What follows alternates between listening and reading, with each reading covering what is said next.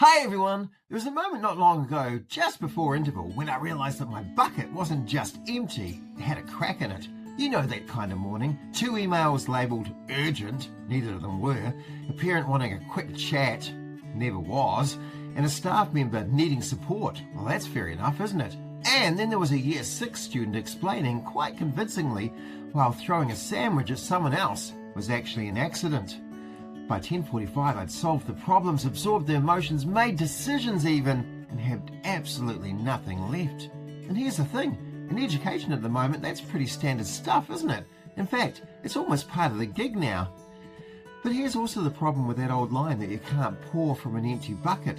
Most leaders hear it and think, right, I need a holiday.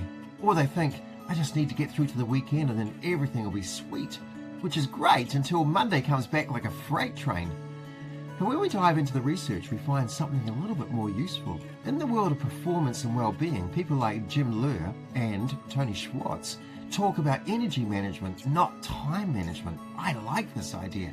I like it a lot. It's not about stopping, it's about refilling during the game.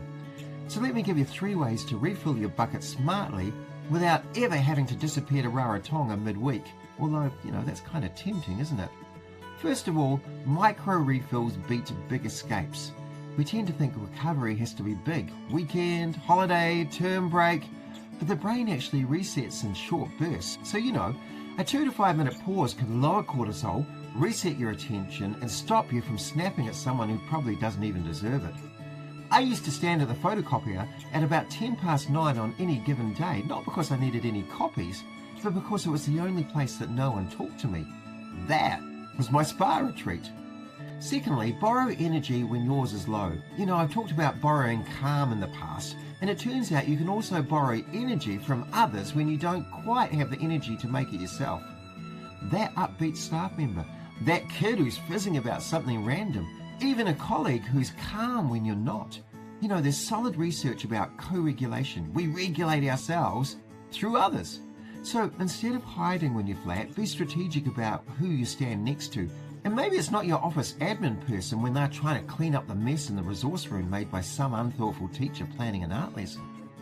Number 3, stop the leaks. Here's the big one. Sometimes it's not that your bucket is empty, it's that it's leaking.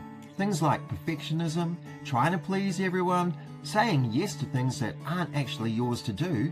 Does that sound familiar? I spent years in what I now call the please everyone and do everything for everyone all the time mode. It sounded like a rock solid kind of plan, especially when I surmised that everyone else was super busy, so why wouldn't I take the pressure off them by doing all sorts of extra stuff?